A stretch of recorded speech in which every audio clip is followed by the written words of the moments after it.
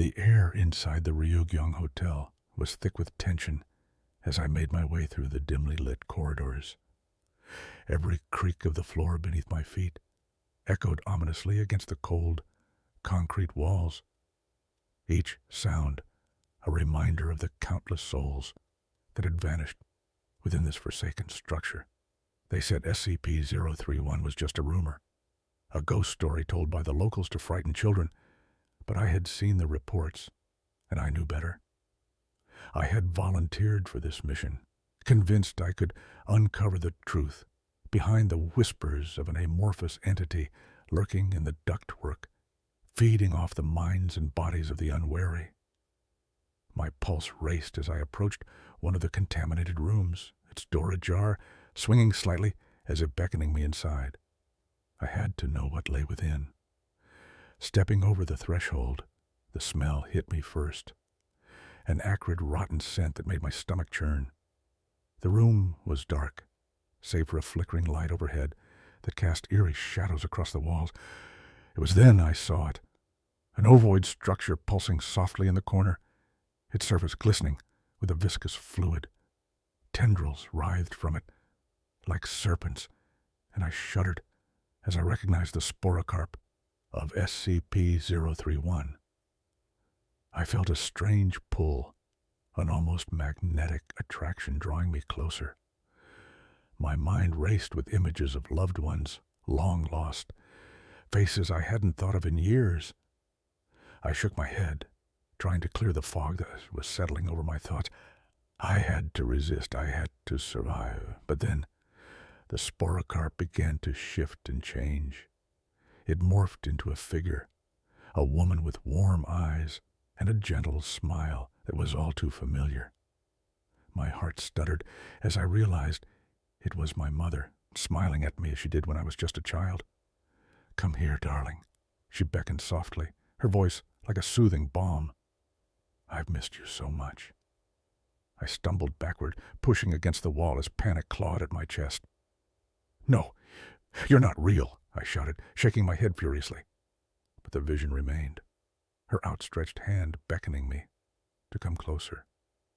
I could feel the warmth radiating from her, and for a moment I was tempted to embrace it. The tendrils began to reach out, slithering towards me, their cilia-like structures glistening like hungry fangs. I turned to flee, but it was too late. One of the tendrils wrapped around my ankle, pulling me back toward the pulsating mass. "Stay with me," my mother's voice echoed in my mind, drowning out my screams. I fought desperately, adrenaline surging through my veins. I could feel the digestive juices being injected into my flesh, their cold burn spreading through my body. I was losing control, losing myself. Just as despair threatened to consume me, the sound of gunfire erupted from the hallway. "Get away from him!" a voice shouted, followed by the unmistakable whirring of machinery. The tendrils recoiled as hazmat-suited personnel stormed into the room, flame projectors blazing. I collapsed to the floor, gasping for breath as they unleashed hell upon the amorphous entity that had tried to claim me. As the flames roared and the sporocarp shrieked, I felt a jolt of clarity. I was alive, but for how long?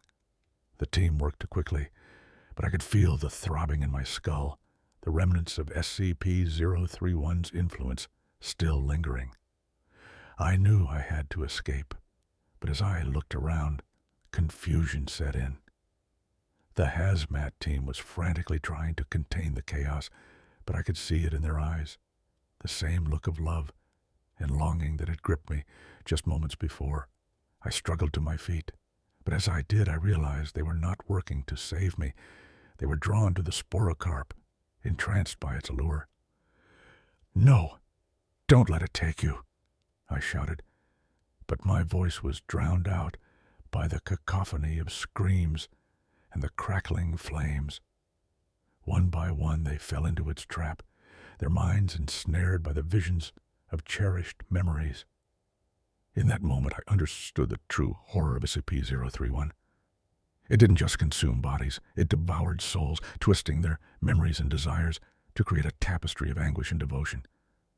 And as I watched the team succumbing to its power, a chilling thought crept into my mind. What if I had been chosen, not just as a victim, but as a key? What if my presence had awakened something within SCP-031, something far more insidious than I could ever imagine? And as the last of the hazmat team joined behind the ranks of the consumed, I stumbled back, the reality of my fate crashing down around me. I was trapped, but not alone. The voices of the lost filled the room, and I could feel their weight pressing down on me, their love mingling with my fear, and I realized I had become part of SCP-031, forever intertwined, forever lost.